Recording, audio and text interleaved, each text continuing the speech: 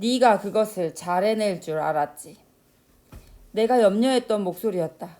그는 바로 우리 앞에 있었다. 우리는 멈추어 섰다. 루시퍼, 너는 아직도 낡은 옷을 입고 있구나. 나는 그를 책망했다. 나와 천사들은 그의 외모에 도취되었다. 이 악마가 보좌 앞에서 쫓겨났던 바로 그 사탄이란 말인가? 그의 쉰 듯한 속삭임은 힘찬 바리톤으로 바뀌었고 해골 같았던 모습은 건강하고 균형 잡힌 몸으로 변해 있었다. 그의 옆에 선 우리는 빛바랜 색채로 지저분했고 그의 음성에 비하면 우리의 목소리는 탁한 울림 그 자체였다. 우리는 칼을 뽑아들었다. 그러나 칼은 태양 앞에 선 촛불처럼 힘없이 나풀거릴 뿐이었다. 혼란에 빠진 나의 군사들이 루시퍼를 바라보았다. 미가엘 천사장이 그들에게 경고하려 했지만 루시퍼는 말로 형용할 수 없는 모습을 하고 있었다. 그는 말없이 서 있었지만 매혹 그 자체였고 그 어떤 무기도 들지 않았지만 우리를 꼼짝 못하게 하기에 충분했다. 천사들은 저항 한번 못하고 그에게 빠져드는 분위기였다. 하지만 그 와중에도 나의 마음속에는 하나님의 말씀이 떠올랐다. 그는 대초부터 거짓말쟁이다. 루시퍼는 부드러운 미소를 지었다. 가브리엘, 가브리엘, 내가 얼마나 너를 찾은 줄 아느냐? 나의 종들이 너에 대해서 이야기한다. 그리고 나는 오랫동안 너를 지켜보았다. 너는 정말 신실한 천사이다. 이제 너의 충성은 보답받을 것이다. 그것이 이번에 네가 부여받은 사명이다. 그는 머리를 뒤로 젖히며 큰 소리로 웃었다. 그는 악마가 아닌 하나님의 모습을 취하고 있었다. 어쩌면 이다지도 하나님을 닮은 모습을 할 수 있을까? 그는 내 마음을 다 아는 것 같았다. 나는 단지 닮은 게 아니다. 이것이 참 모습이다. 나는 네가 시험을 통과한 것에 진심으로 기뻐한다. 나는 당혹스러움을 감출 수가 없었다. 가브리엘, 그분이 너에게 말해주지 않던가? 하늘에 계신 그분은 얼마나 현명하신가? 나를 시켜서 너에게 이것을 말하도록 하신 그분은 얼마나 은혜로우신가? 이것은 너의 충성심을 평가하는 시험대였다. 이번 사명 자체가 바로 하나의 시험이었지. 슬픔의 날, 천상의 반영이 일어났던 날, 천사들이 타락했던 날, 내가 보좌를 찾아갔던 날, 좀 전에 경험했던 그 그물, 푸르마, 이 모든 것이 너를 시험하고 연단하기 위한 것들이었지. 가브리엘, 하나님과 나는 너를 칭찬할 수밖에 없구나. 나는 네가 가진 충성심을 훌륭히 증명했어. 나는 그동안 루시퍼의 모든 계획과 악행, 거짓말을 안다고 생각했다. 그리고 그 모든 것들을 예측할 수 있다고 믿었다. 그러나 내가 틀렸다. 이것은 내가 결코 상상할 수 없는 것이었다. 오, 정말 교활하다. 루시퍼는 진지한 자세로 소리쳤다. 너는 내가 진짜로 하나님께 맞설 수 있다고 생각하나? 그는 탄식하듯이 말했다. 진실의 아버지, 그분을 사랑하지. 그의 커다란 목소리가 나를 숨막히게 했다. 그분은 나를 만드시고 내게 자유의지를 주셨다. 나는 네가 시험당하는 순간에도 찬양했지. 자, 친구야, 너는 하나님의 시험을 무사히 통과했구나. 하나님이 하늘에서 나를 만나는 것을 너에게 허락하신 이유를 이제 알겠지. 그것은 모두 준비된 일이었어. 너의 헌신을 알아보기 위한 하나님의 위대한 작품이었다고. 그의 말은 내 가슴을 움직이는 힘이 있었다. 나는 쥐고 있던 칼과 방패를 떨어뜨렸다. 여전히 혼란스러웠다. 내가 느끼는 이 감정과 능력은 도대체 무엇인가? 나는 그가 악마라는 것을 안다. 그러나 나는 벌써 약해지고 있다. 그리고 지금 나는 그를 죽이고 싶어 하면서도 사랑하고 그를 거절하면서도 받아들인다. 에구스와 파라곤을 바라보았을 때 그들 역시 마찬가지 모습을 하고 있었다. 그들은 루시퍼의 말을 믿는 것처럼 온화한 낯빛을 취했고 천사들 또한 힘을 잃어가고 있었다. 칼의 빛도 희미해졌다. 믿을 수 없는 일이었다. 루시퍼는 단 몇 마디 말로 천사들을 무력하게 했다. 이것이 정말 사실일까? 그는 하나님처럼 말하고 하나님 같은 모습을 하고 있다. 우리는 그의 장난에 놀아나기 시작했다. 그러나 단 하나만이 예외였다. 나는 멀리 있는 소피오를 바라보았다. 그의 눈은 루시퍼가 아닌 하늘을 향하고 있었다. 나는 소피오가 하는 말을 들을 수 있었다. 그는 점점 소리를 높여 하나님의 말씀을 선포했다. 내가 확신하노니 사망이나 생명이나 천사들이나 권세자들이나 현재일이나 장래일이나 능력이나 높음이나 기쁨이나 다른 어떤 피조물이라도 우리를 우리 주 그리스도 예수 안에 있는 하나님의 사랑에서 끊을 수 없으리라. 소피오의 기도는 하늘을 향한 한 줄기 빛이었다. 나의 눈길은 그 빛을 따라 올라갔다. 그리고 그 빛이 닿은 자리에 하나님이 계신 것을 똑똑히 볼 수 있었다. 그분의 영광을 보는 순간 모든 혼란스러움은 눈 녹듯이 사라졌다. 나는 벌떡 일어나 다시 방패를 들었다. 루시퍼는 기도하는 소피오를 그제야 바라보았다. 얼굴에서 웃음이 사라짐과 동시에 루시퍼는 하나님의 말씀을 선포하는 소피오를 저지시키려고 했다. 그의 목소리에는 이미 초조함이 묻어 있었고 그는 빠른 속도로 말을 이었다. 하나님이 우리를 기다리신다. 가브리엘.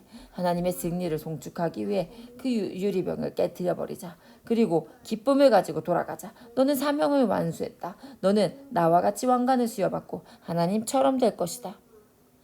사탄에게 돌이킬 기회가 있었다 해도 이제 그것마저 놓친 것이다. 거짓말쟁이. 전에도 그런 말을 들은 적이 있지. 그 약속도 한 적이 있을걸. 하지만 전부 거짓말이야. 너는 거짓의 합이야. 정말 역겹고 어리석구나. 루시퍼, 지옥에 나가라. 내가 휘두르는 칼이 루시퍼를 무너뜨릴 수 없다는 것은 알았지만 나는 칼을 치켜들었다. 나는 기도했다. 전능하신 하나님, 우리를 구원하소서. 그러자 나의 칼이 전보다 더 강렬한 빛을 내뿜었다. 루시퍼의 눈은 강렬한 빛에 의해 내리덮였고 그는 홍수처럼 쏟아지는 저주에 맞서고 있었다. 천사들은 다시 정신을 차리고 자리를 잡는 가운데 있었다. 루시퍼의 마력은 깨졌고 천사들은 용기를 회복했다. 그들은 칼을 높이 들고 도전했다. 강렬해진 빛이 루시퍼를 비추자 하나님 보좌에서 보았던 예전의 그 모습이 드러났다. 그때 얼굴을 가리던 망토마저 벗겨져 해골 같은 형체가 하늘을 더럽혔다. 나는 빛의 칼로 루시퍼의 심장을 찔렀다. 동시에 에구스도 뒤에서 루시퍼를 찔렀다. 사탄은 빛에 의해 몸에 녹아나는 듯 고통에 가득 차 괴성을 질렀다. 그의 몸에서 외로움, 분노, 공포 등 수천 가지의 불행이 튀어나왔다. 마지막으로 사투를 벌이듯 루시퍼가 나를 휘감으며 하늘의 유리병을 향해 손을 뻗었다. 하지만 그에게는 마지막 기회조차 주어지지 않았다. 파라곤의 칼이 하늘을 가르며 사탄의 손목을 잘랐다. 흉물스러운 손목이 빙글빙글 돌면서 어둠 속으로 내동댕이 쳐졌다. 머리를 뒤로 젖힌 사탄은 고통으로 표정이 일그러졌고 매력적이던 목소리는 거칠게 변했다. 나는 반드시 돌아온다. 루시퍼가 말했다. 소피오는 정이 떨어진 듯 머리를 흔들었다. 소피오가 조용히 말했다. 빛의 천사로 속이는 자. 루시퍼는 나타날 때와 마찬가지로 재빨리 사라졌다. 그때 찬양이 울려 퍼졌다. 거룩 거룩 거룩 전능하신 주 하나님, 왕의 왕 우리의 주님. 하나님께서 찬양을 받으셨을 때 내게 속삭이는 소리가 들려왔다. 마치 내 안에서 말씀하신 것처럼 그분의 음성을 들었다. 가브리엘, 가라. 가서 마리아에게 전하라. 나는 찬양의 물결 속에서 구름 위로 날며 땅을 살펴보았다. 발치 아래로 마리아가 태어난 마을이 있었다. 하나님의 말씀은 사실이었다. 나는 그녀를 단번에 알아볼 수 있었다. 그녀의 마음은 거짓이라곤 하나도 찾아볼 수 없는 내가 본 사람 중에 가장 순수한 영혼이었다. 나는 내려가서 그녀를 불렀다. 마리아! 나의 목소리가 너무 작은 나머지 그녀가 알아듣지 못했다. 그녀는 나를 보고 있었으나 아무것도 보지 못했다. 나는 그녀에게 보이지 않는 존재였기 때문이다. 나는 날개를 접고 최대한 나를 보이도록 했다. 빛이 그녀의 얼굴을 덮자 그녀는 문에 숨으려고 몸을 움츠렸다. 두려워하지 마라. 나는 마리아에게 말했다. 그 사이 마리아는 하늘을 쳐다보고 있었다. 그녀는 나무랄 데 없을 만큼 자원하는 심령으로 가득했다. 나는 다시 한번 놀랐다. 그리고 그녀의 지혜로움에 대해 하나님께 찬양했다. 평안하일지어다. 하나님께서 너와 함께 하시리라. 그녀는 깜짝 놀라며 도망갈 것처럼 돌아섰다. 마리아, 두려워하지 마라. 너는 하나님의 은총을 입었고 이제 사내 아이를 낳을 것이다. 그 이름을 예수라 하라. 그는 위대하신 분 하나님의 아들이다. 하나님께서 그에게 다윗의 왕관을 씌우실 것이고 그는 야곱의 집안을 영원히 다스리실 것이다. 그리고 그의 왕국은 영원하고 끝이 없을 것이다. 나의 말을 듣고 있던 그녀가 의아스럽다는 표정을 지었다. 제가 어떡해요? 저는 남자를 알지 못합니다.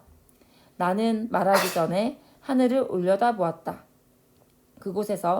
그곳에 하나님께서 서 계셨고 하나님께서는 축복의 말씀을 내려주셨다. 나는 계속 말을 이어갔다. 성령이 너에게 임하실 것이고 하나님의 능력이 너를 덮을 것이다. 그러므로 네가 잉태하는 아이는 거룩하신 하나님의 아들이라 불리울 것이다. 네가 아는 것처럼 하나님 안에서 불가능은 없다. 마리아는 나를 바라보고 하늘을 올려다보았다. 한동안 그녀는 하늘을 응시하였고 나 역시 말없이 하늘을 바라보았다. 그녀는 천사를 보았을까? 하늘이 열렸을까? 분명하진 않았다. 하지만 내가 그녀를 보았을 때 그녀는 웃고 있었다. 이제 모든 것을 알겠습니다. 저는 주의 종일 뿐입니다. 순종하게 싸우니 주께서 말씀하신 그대로 제게 이루어질 것입니다. 그녀가 말하는 순간 빛이 그녀의 몸속에서 나타났다. 나는 내 목에 걸린 유리병을 바라보았다. 어느새 비어 있었다. 요셉은 당나귀를 끌고 길가를 걸었다. 그는 손으로 앞머리를 문지르며 말했다. 오늘 밤 지낼 곳을 찾아봅시다. 베들레헴에 도착하기 전에 어두워질 것 같소. 마리아는 대답이 없었다. 요셉은 당나귀 옆을 따라 걸으며 마리아의 얼굴을 바라보았다. 그녀는 이미 잠들어 있었다. 턱을 개고 한 손은 배를 감싸고 있었다. 당나귀를 타고 가면서 어쩌면 저렇게 편히 잘 수 있을까? 그때 그녀가 머리를 들면서 눈을 떴다. 도착했나요? 요셉이 웃으며 말했다. 아니요. 아직 몇 시간 더 가야 하오.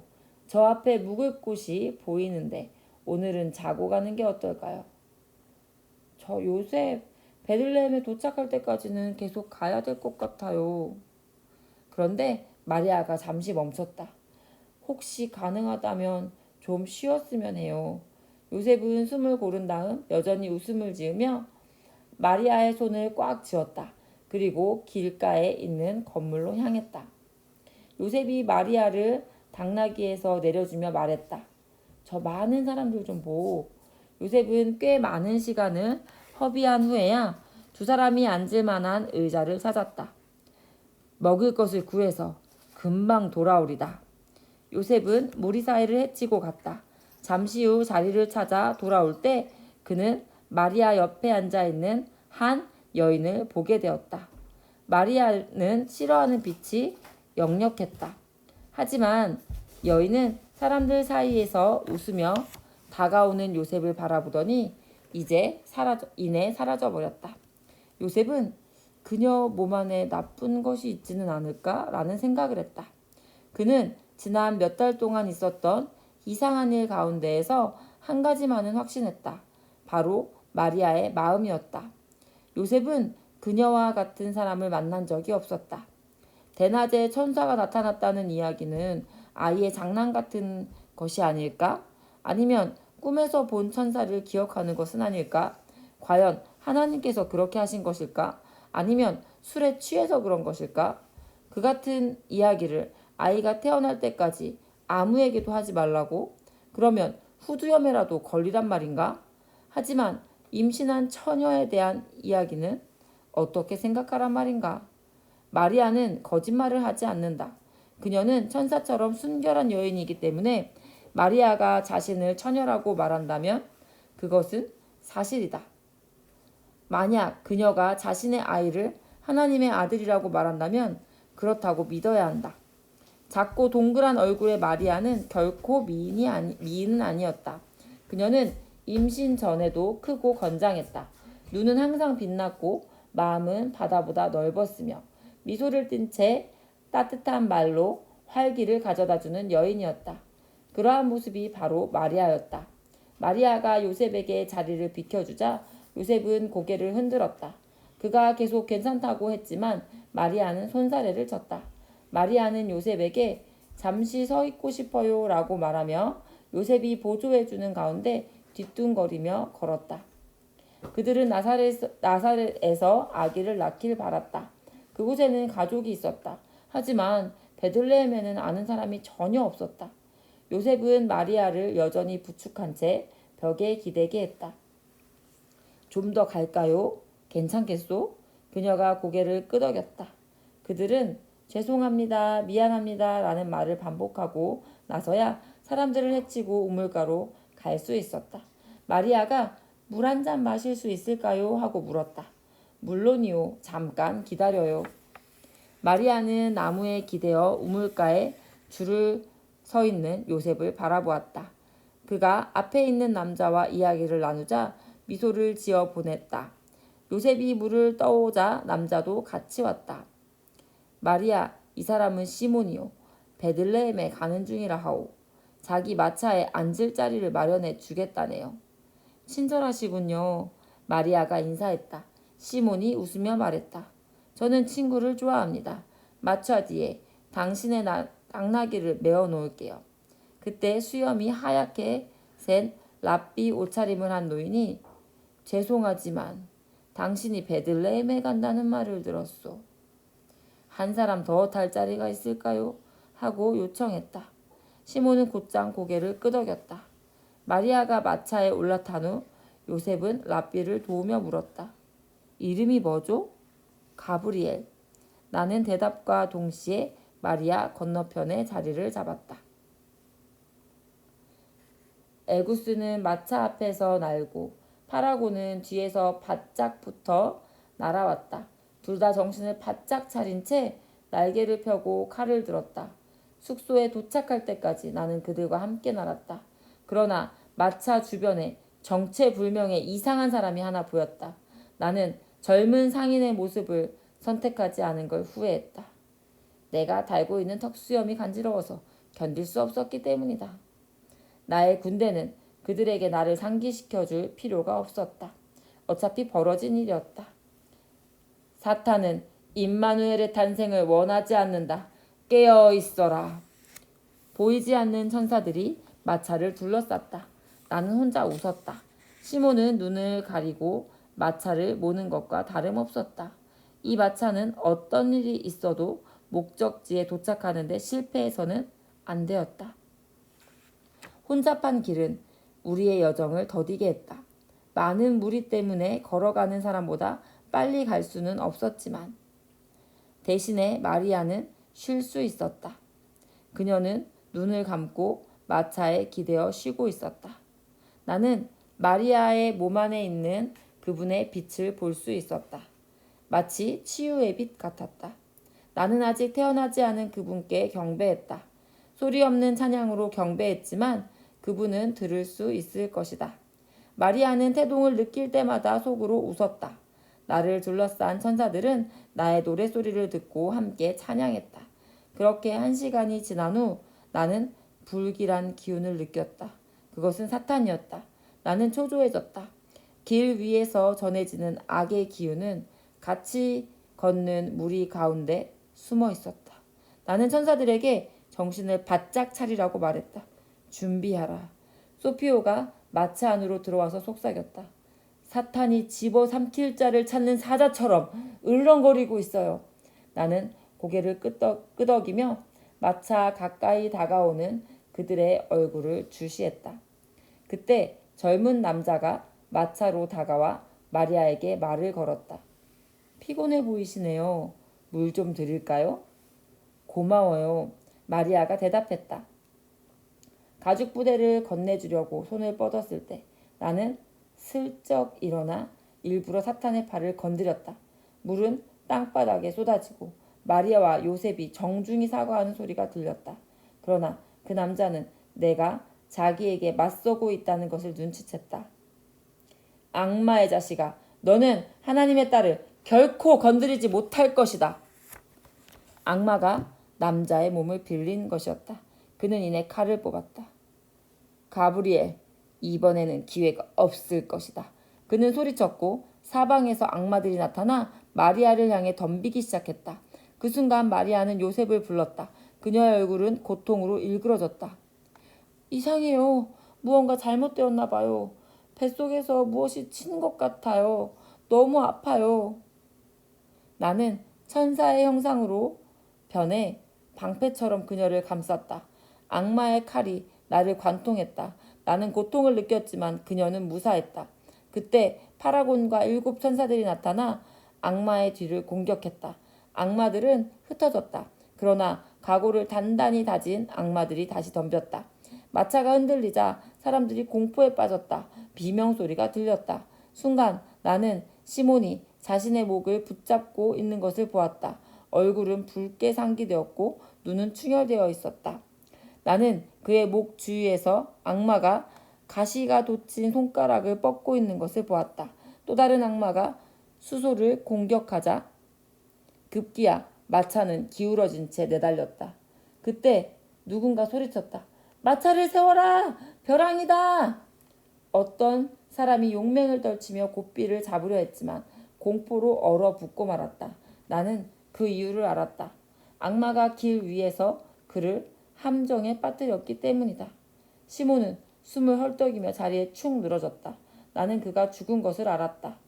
마차를 점령한 악의 무리가 벼랑을 향해 미친 듯이 달려갔다. 나는 마리아를 보았다. 요셉이 그녀의 어깨를 감쌌고 그녀는 배를 보호하고 있었다. 순식간에 길을 벗어난 마차는 계곡 아래로 추락하기 직전에 있었다. 마부는 죽었고 마차는 제멋대로 달리고 있었던 것이다. 나는 돌아서서 우리를 도울 수 있는 하나님께 기도했다. 마리아와 요셉은 들을 수 없었지만 뱃속에 그분은 말씀하고 계셨다. 그 말은 오직 천상과 지옥에 속한 이들만 들을 수 있었는데 그들이 그 소리를 들었을 때는 모든 것이 멈춘 상태였다. 생명! 그 말씀은 에덴 동산에 넘쳐 흐른 것처럼 마차에도 넘쳐 흘렀다. 마귀들은 혼비백산하여 뿔뿔이 흩어졌다. 생명! 말씀이 다시 한번 선포되자 시몬은 기침을 하며 살아났다. 나는 고삐를 잡아! 하고 외쳤다. 정신을 차린 그가 움켜진 고삐를 잡아 당겼다. 나는 감격에 가득 차 눈물을 흘리면서도 길이 끝나는 지점에서 수소가 본능적으로 뒤로 물러나 마차가 멈추는 것을 보았다. 우리는 모두 안전했다. 하지만 마귀들이 사라진 후에도 여전히 위험은 도사리고 있었다. 나는 소피오에게 급히 명령했다. 그들이 길에서 마리아를 찾아냈다면 숙소에서도 찾으려 할 것이다. 할 수 있는 만반의 준비를 다하라. 소피오가 명령을 받들고 베들레헴에 있는 숙소를 향해 앞서갔다. 마리아는 빛의 보호를 받았다. 요셉은 그녀를 걱정스럽게 바라보았지만 그녀는 나의 보살핌으로 편안했다. 그때 그녀가 말했다.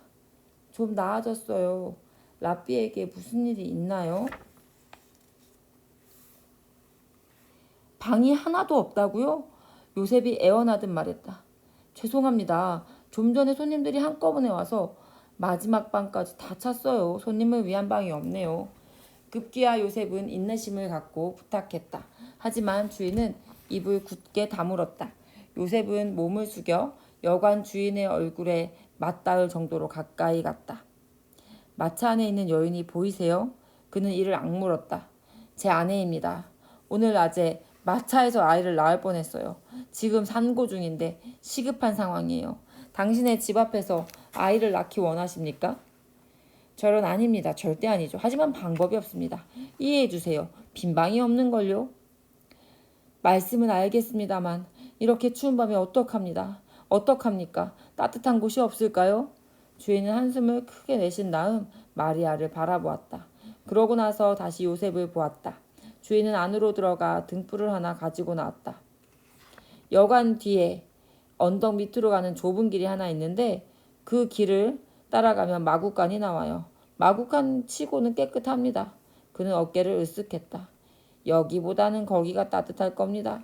요셉은 그의 말을 받아들일 수가 없었다. 우리가 마구간에 머물러야 한다고요? 요셉, 마리아가 불렀다. 그녀는 모든 상황을 알고 있었다. 요셉이 고개를 돌렸을 때 그녀는 웃음을 지어 보았다. 그것이 무엇을 뜻하는지 잘 알고 있었기 때문에 요셉은 더 이상 얘기하지 않았다. 그는 한숨을 쉬며 말했다. 좋습니다. 요셉은 어쩔 수 없이 등불을 건네받았다. 그들이 떠나자 주인은 이상한 사람들이네 라고 중얼거렸다. 그러고는 아내에게 돌아서며 물었다. 그런데 방을 통째로 예약한 사람이 누구요? 숙박일지를 열어보던 그의 아내는 큰 소리로 말했다. 소피오? 특이한 이름이네. 그리스 사람이 틀림없어. 천사들이 빛의 화환이 되어 마구간 주위를 다이아몬드 목걸이처럼 둘러쌌다. 모든 천사들이 각자의 자리에서 부름을 받았다. 그 순간 아무도 하나님을 의심하지 않았다. 동시에 하나님께서 그분의 약속을 어떻게 성취하실지 전혀 알지 못했다.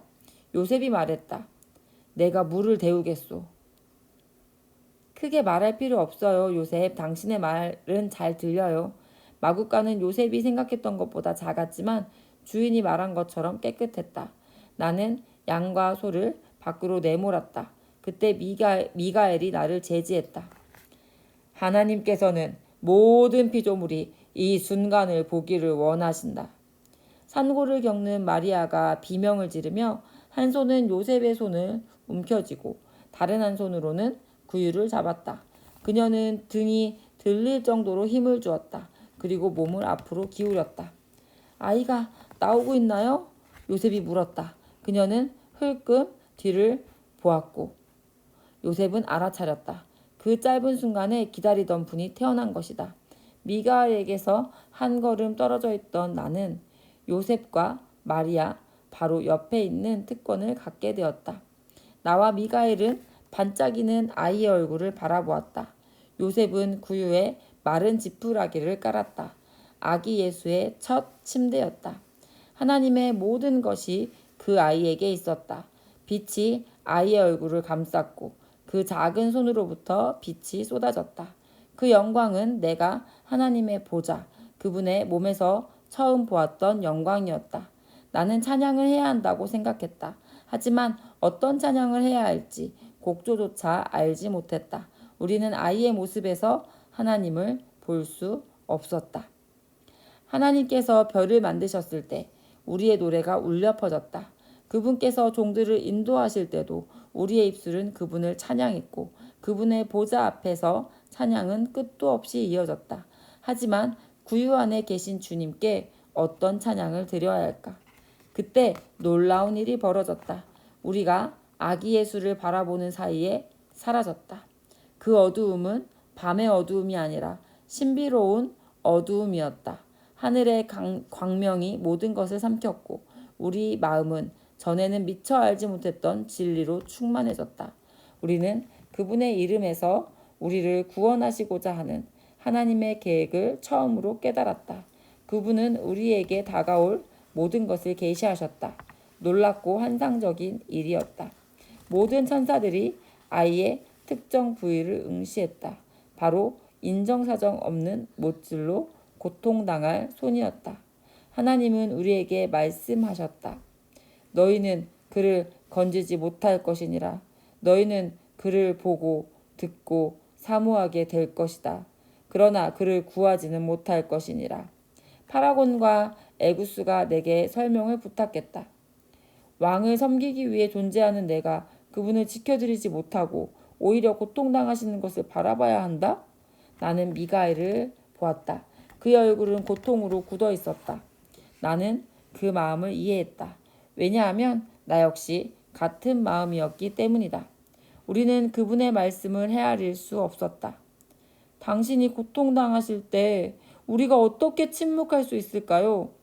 우리는 완전히 하나가 되어 물었다. 그러나 아무런 답이 없었다. 소피오가 속삭였고 나는 그의 말을 듣기 위해 가까이 갔다. 하나님께서는 우리에게 아들을 주셨다. 그분은 백성을 이끄실 것이다. 그분의 이름은 기묘자라, 모사라, 전능의 하나님이라, 영존하시는 아버지라, 평강의 왕이라. 그가 찔림은 우리의 허물 때문이요 그가 상함은 우리의 죄악 때문이라. 그가 징계를 받음으로 우리는 평화를 누리고 그가 채찍에 맞음으로 우리는 나음을 받았도다. 나는 보좌에서 처음 들었던 말씀을 다시 한번 들었다. 그 순간 나는 이해했다. 이분이 바로 그분이다. 임마누엘. 바로 하나님의 선물이다. 구원자. 그분은 죄에서 자기 백성을 구원하실 것이다. 어린 양 같으신 분. 나는 하나님 앞에 섰을 때처럼 동일하게 무릎을 꿇고 속삭였다. 내 마음은 충만해졌다. 마리아가 아이를 구유에 눕힐 때 나는 그녀를 바라보았다. 내 말을 듣지 못하는 것은 문제가 되지 않았다. 온 우주 만물이 그리고 무엇보다도 왕 되신 분이 듣고 계셨다. 네가 지금 어느 분을 품고 있는지 아느냐 마리아? 너는 은혜의 하나님, 바로 그분을 안고 있는 것이다. 영원하신 그분이 이제 순간이 되셨다. 무한하신 그분이 이제 너의 젖먹이가 되셨다. 별을 밟고 다니시는 이가 이제 걷기에도 연약한 다리를 가지셨다. 바다를 움켜쥐시는 손은 어린아이의 주먹이 되셨다. 모르는 것이 없으신 그분께 너는 오히려 가르칠 것이고 말씀이신 그분이 말을 배우게 될 것이고 결코 넘어지는 일이 없으신 분은 결코 넘어지는 일이 없으신 분을 너는 돌보게 될 것이다. 배고픈 일이 없으신 분을 너는 먹이게 될 것이다. 왕 중에 왕이신 분이 바로 내 품 안에 있다. 이것이 사랑의 방법인가? 미가엘이 속삭였다. 그리고 우리는 또다시 침묵에 잠겼다. 온 세상을 덮는 경외심. 마침내 미가엘이 입을 열어 찬양을 드렸다. 분명하게 단어 하나하나를 또박또박 끊으며 찬양을 시작했다. 영광, 영광, 가장 높은 곳에서 하나님께 영광. 우리는 차례로 따라 불렀다. 영광, 영광, 가장 높은 곳에서 하나님께 영광. 합창 소리가 점점 커졌고 동시에 빨라졌다. 영광, 영광, 가장 높은 곳에서 하나님께 영광. 영광, 영광, 가장 높은 곳에서 하나님께 영광. 영광, 영광, 가장 높은 곳에서 하나님께 영광. 우리가 드리는 찬양은 전 우주로 퍼져나갔다. 가장 먼 은하계에서도 가장 오래된 별의 먼지조차 우리의 찬양에 춤을 추었다. 깊은 바다도 찬양에 물결쳤고 가장 작은 것들도 찬양했다. 우주에서 가장 커다란 별자리들도 빙빙 돌며 춤을 추었다. 온 세상이 우리와 함께 하나님을 경배했다. 임마누엘, 육신의 모습으로 오신 하나님. 크리스마스는 따뜻한 생각들로 가득 차 있다. 잠자는 예수, 놀라는 목자들, 부드러운 얼굴의 마리아. 탄생의 느낌은 따뜻하고 기쁘고 감상적이며 평화롭다. 이것은 마태복음과 누가복음에 묘사되어 있다. 그러나 요한계시록은 우리에게 다른 관점을 심어준다. 요한의 관점에 따르면 예수의 탄생은 보다 더 강렬한 느낌을 준다. 하늘의 장막을 벗기면 피의 전쟁이 펼쳐질 것처럼 악을 상기시키고 있다. 하늘에 전쟁이 있으니 미가엘과 그의 사자들이 용과 더불어 싸울세. 용과 그의 사자들도 싸우나. 계시록 12장 7절. 요한은 아이를 낳을 준비가 된 마리아를 보았다. 그는 용이 죽음을 가져다 준다고 말한다. 용은 새로 태어난 아이에게 달려들지만 실패하고 아이와 엄마는 무사하다. 하늘에서의 전쟁. 나는 그 전쟁이 궁금했다. 언제 일어났고 누가 참여했으며 그 의미가 무엇인지. 이 책은 그런 궁금증의 결과이다. 여러 동료들이 나의 상상력을 불러일으켜 주었다. 유진 피터슨의 저서 묵시, 현실을 새롭게 하는 영성으로 계시록에 대한 시야를 넓혔고 크리스처니티 투데이지에 소개된 필립 얀시의 글은 생각을 넓히는 데 도움을 주었다. 특히 이 책은 데이비드 램버트의 창의적인 글에 빚을 지고 있다. 무디 먼슬리의 1982년 12월판에 실린 단편 지구로 향하는 빛의 전령은 크리스마스 이야기에 신선한 접근을 가능하게 했는데, 그러한 일은 내게 열정을 안겨주었고 천사 이야기를 탄생시켜 주었다. 이 책의 천사 이야기는 부분적으로 꾸며낸 것, 즉 상상의 열매들이다. 그러나 그 부분을 제외한 나머지는 진실이다. 당신이 좋아하든 그렇지 않든 상상력은 중요하지 않지만 당신이 보든 못 보든 진리는 중요하다. 성경은 그리스도의 핵심을 담고 있는 유리병, 악마의 우두머리인 푸르마, 천사 소피오, 그 외 등장인물에 대해서, 그리고 당신이 방금 읽은 사건에 대해서 기록하지 않는다. 그러나 다음은 분명하게 말한다. 우리의 씨름은 혈과 육을 상대하는 것이 아니오 통치자들과 권세들과 이 어둠의 세상 주관자들과 하늘에 있는 악의 영들을 상대함이라. 성경은 그물에 걸린 천사에 대해서도 가브리엘과 대적하는 사탄의 달콤한 말도 기록하지 않는다. 그러나 성경에 사탄은 실제하며 그의 목적은 하나님처럼 높아지려는 것임을 분명히 말하고 있다. 하나님의 창조물은 하나님을 따르는 자와 사탄을 따르는 자, 이 두 진영으로 나뉜다. 사탄은 멸망자의 힘을 상징하고 하나님은 구원자의 힘을 상징한다. 구원받은 자는 사탄을 알지만 두려워하지 않는다. 사탄은 누군가를 삼키려는 사자처럼 으르렁거린다. 그러나 믿는 자는 두려움 가운데 살 필요가 없다.